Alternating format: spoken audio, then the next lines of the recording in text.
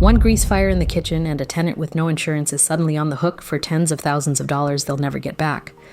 A standard $500 deductible is often the only thing between you and losing $30,000 or more of belongings in that fire, according to Money Sense and Canadian Tenant Guides. Here's the part almost nobody understands. Your landlord's policy does not cover your stuff, and the way it fails you is worse than you think.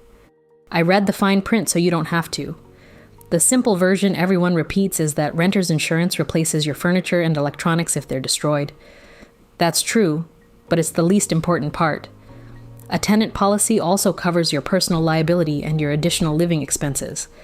And those two are where a fire turns from expensive into life-altering. Here's the first mechanism people get wrong. Your landlord's policy insures the building, the structure, the walls, the roof, and nothing that belongs to you inside it. Think of it like a rental car. The company insures the vehicle, but the moment you cause damage, the liability lands on you, not on them. So when a fire destroys your belongings, the landlord's insurer has zero obligation to write you a check. The first coverage is for your personal property. Canadian Tenant Guides recommend between $30,000 and $75,000 of belongings coverage, matched to what you actually own. Think of it like doing inventory in a small shop.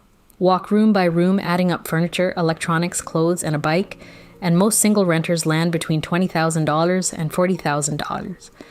It's always more than people guess before they count it. The second coverage is liability, and this is the one that quietly does the heavy lifting. Standard tenant policies include personal liability that often starts at $200,000 or more, according to Chexie. Think of it like a chain reaction at a bowling alley. You threw one ball, but you're on the hook for every pin that falls.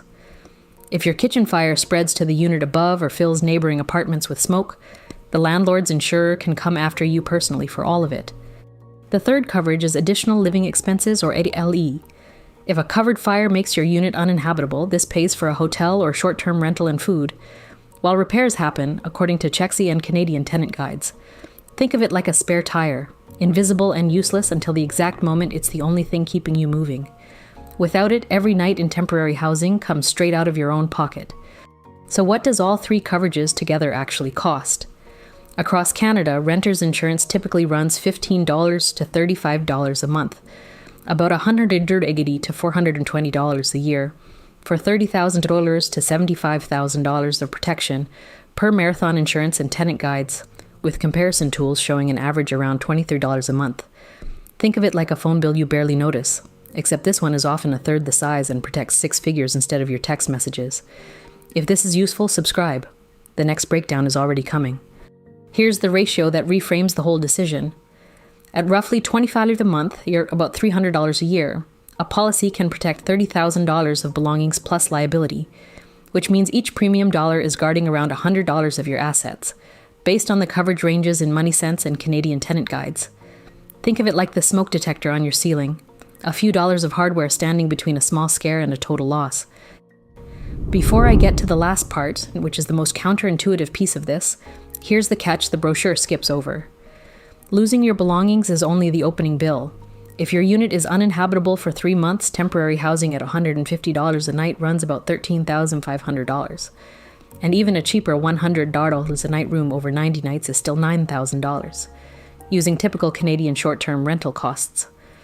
Think of it like a parking ticket that keeps charging you every single night you can't move the car. Now, the counterintuitive part. Stack the three costs from one fire together, $30,000 in lost belongings, $13,500 in temporary housing, and a moderate $70,000 liability claim if it spreads. That's a combined $113,500 in this illustrative model. Think of it like an iceberg. The lost furniture is just the visible tip, and the liability underneath is what actually sinks the ship. For someone earning $78,000 a year, that single night is more than 1.5 times their entire gross salary. So what do you actually do with this? Start with an inventory. Walk room by room listing furniture, electronics, appliances, and clothing at what they'd cost to replace new today, then round up to the nearest $5,000. Canadian Guide suggests $30,000 to $75,000 as a common target, per Money Sense, and your goal is simply to make sure your policy's personal property limit is at least that big. Then verify the two coverages that matter most. Confirm personal liability of at least $200,000, and clear additional living expenses coverage in your policy, according to Chexie. Think of it like a seatbelt check before a long drive. 30 seconds now protects everything later. Finally, get 3 to 5 quotes at a $500 deductible and pick a deductible you could actually pay tomorrow without reaching for high-interest debt. Skipping renter's insurance to save about $300 a year exposes you to a one-night loss that could top $113,500. That's the whole trade in a sentence. Next, I'm breaking down what landlord insurance actually covers and the exact clauses that let them come after tenants. If you want to catch that, subscribe so you don't miss it.